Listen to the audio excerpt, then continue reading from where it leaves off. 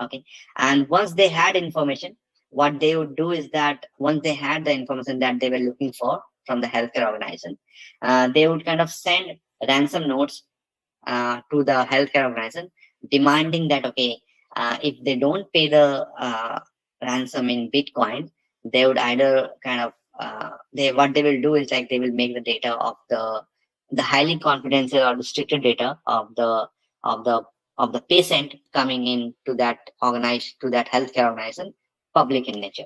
Okay, so what they would do is like once they had those kind of information, they would send a for ransom demand to the organization, asking them to make sustainable kind of payment in Bitcoin.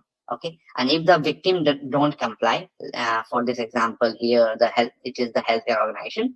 This hacker group would kind of threaten to kind of release the data on dark web. Okay, and to make the matter worse, what they would also do is they would also even reach out to a generalist. Okay, offering them exclusive information about the breached companies. Okay, leaving this organization actually with no choice but either to pay the ransom or face severe PR and IT consequences. Okay, so one of the attack which was kind of quite recent was Uber attack. Okay, which you guys might know about. Okay, so this was one of the attack where it was found out the attacker actually came into the system. Okay, came in and kind of get hold of the Uber organization, and it was so bad that even the SOC team of that Uber was also kind of compromised. So let's say the Uber was using Carbon Black, or let's say CrowdStrike EDR agent. So the attacker had a control even of that portal, the CrowdStrike and Carbon Black thing. And once they have that, they can kind of they were able to kind of access the whole organization systems. Okay, so this was one of the Uber hack, and it was actually the worrisome thing was that it was initiated by a script kiddie. What I mean to say is like it was not like something just like government funded, but it was something, let's say, from a person of 20 years of age. And what I recall is that they had one of the system, and they had one of the system in Uber, which the credentials of that system was kind of compromised, and it was getting sold out on dark web. So one of the person bought that, and using that system as an entry point, the person was able to get access to whole almost everything of the Uber, even the Slack group that the Uber was using, the messaging group, and even the kind of CrowdStrike or Carbon Black console. Okay, so I will ask you guys to kind of go and kind of read about that in a free time, the Uber hack, and what were the vulnerabilities that were exploited, and kind of how the attacker came in. So this will help you know what kind of attacks that you need to kind of up your game and kind of be ready with protecting the organization if something similar happened to your organization or the organization that you work for. Okay, so go through that in more detail in a later section.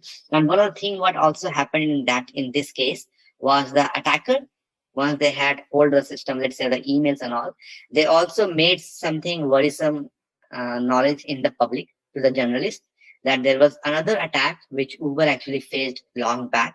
And what they did was that in that moment of time, the Uber actually paid a huge ransom amount to the attackers. And thing is that with an intention, the payment was with an intention that thing is that the attacker would not kind of disclose that data in public. Okay, but even after the payment of that information to the attacker actually made those things public. That Uber was kind of trying to hide the attack by paying the attacker. So this was a very severe PR issue for the Uber back at that time. Okay, and it actually kind of calls out certain kind of what you say legal problem for the Uber. So once the regulatory authorities knows about that, okay, there were like massive PI data exposure of customers of Uber in past, which the Uber tried to hide from them because there is a time limit that you need to kind of notify the data regulatory authority in your company in like let's say in 90 days once the incident has been detected. Okay, so the Uber was actually hiding that, and they paid the attacker just with an intention that the attack is kind of hidden from the regulatory authority. So this was disclosed, and again they kind of faced a massive fine over there.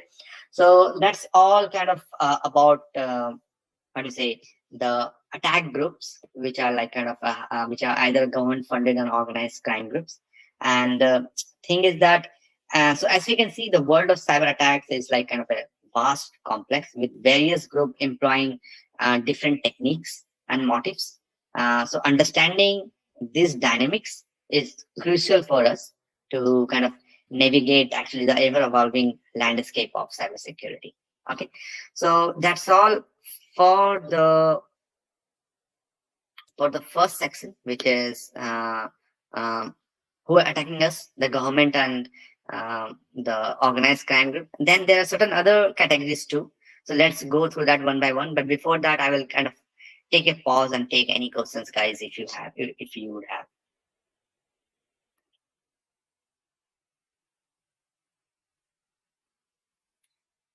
Okay. So if there's no, Sir, yeah. sir, can I ask a question? Yes, yes. Sir, if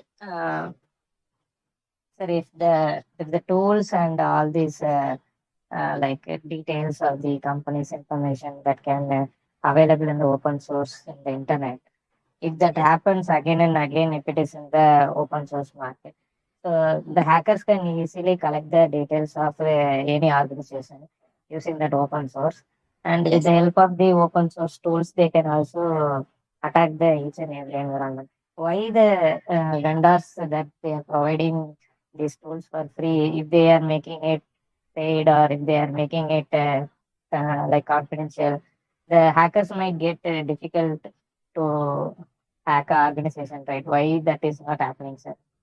Can you Okay. So one of the thing is that I will say is that what we have seen is that let's say for an example, the compromised credentials, for an example. Okay. So let's say it was available in let's say there are attackers who are kind of discussing in black web and dark web, but okay, they have hold of the credentials of a company, and if it, someone would like to kind of buy that out. Okay.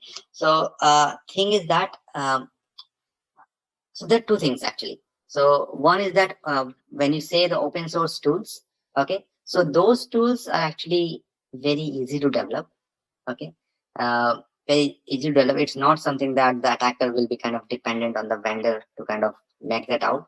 So let's say one of the example of the tool that I can say that is kind of open source is let me give an example.